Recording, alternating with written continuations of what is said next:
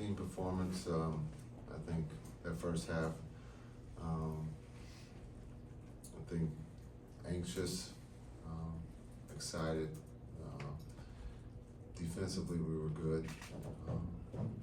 To be able to keep us close there. We had some good looks that just didn't go down for us. But that second half, I think we started on a 22-6 run. I thought Luka, Kai, and Clay being able to pick up full court. We got some deflection steals. Clay got us going there, shooting the ball. But our defense, I thought our defense helped us win this game as much as we scored 120 points. Yeah, it was a good team win, and we can build from it. We got a lot to learn.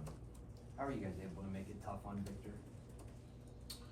Yeah, just throwing different bodies at him, trying to give him different coverages, try to keep him as far away from the paint or the basket as we can. He's long, he's talented, and we just try to keep fresh bodies on him and give him different looks. I thought the group did a good job. Again, he can put the ball on the floor, he can score it. We just try to make it tough on him. With Clay, how much are you guys running things to get him involved, and how much of it is just letting Luka and really Luka in particular kind of figure things out and get him going? Yeah, I think there's Clay's being patient. Clay's trying to figure out his spots. We're trying to get him on the move, and so again, Clay's ability on a miss to be able to throw ahead is one of the hardest plays to guard in this league.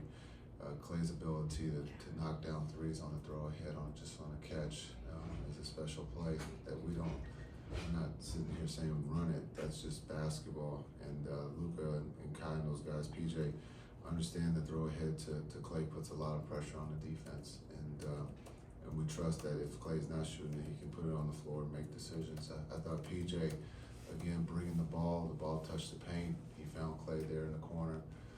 Being able to run to the corners as much as Clay did tonight was a positive. It's something that we've been working on. Clay also had 7 rebounds, which maybe is an underrated part of his game. And when you're running really a 3-guard set, how key is that to have? You have 2 great rebounding guards, Luka and him. Yeah, I think that's a very good point when you talk about Clay's ability to come back. We've asked him to come back and help rebound. I thought he did an incredible job with that, being able to tip him out of, if not come up with the defense, but also one of the things is the offensive rebounds in this league. With the way we were shooting there in the first, there was plenty of offensive rebounds to get, and that gave us another crack at it. So yes, you can call it a 3-guard lineup, but Luka really is a forward. But we'll call it a 3-guard lineup if that's what you guys want to run with. Lively had the double-double off the bench. He was able to kind of get in the mid post, make a lot of decisions. Just I've been seeing his decision-making kind of change over the last year or so. Yeah, D-Live, I think, started where he left off last year. The ability, his energy is contagious, and understanding both ends, being able to rim run and protect the rim on the defensive end. But also we've asked him to guard, everyone, and he's shown that he can do that. I thought him and Gab did a good job on Victor when they were on him. And again, the smalls, we're asking our 5s to be able to guard the smalls, and I thought they did a good job there too. But when you look at D-Live's offensive rebounds, being able to give us second opportunities that we were able to capitalize on was big. But I thought both centers played great, but D-Live's energy was really, really high up with that second group. Considering it was Clay's first game and everything he did, not only offensively but rebounding and also playing defense, was that about as good as you could expect him to play? No, the bar is high. He's a future Hall of Famer. I gotta see the night where he's perfect from the floor. And I'm just kidding. No, I think we've talked about this in the past. When we get newcomers, our job is to hopefully get their feet settled. And I think you can see his feet are settled and he's comfortable here and he's enjoying it. And so, again, his looks are great looks. He's plus 16 on the floor.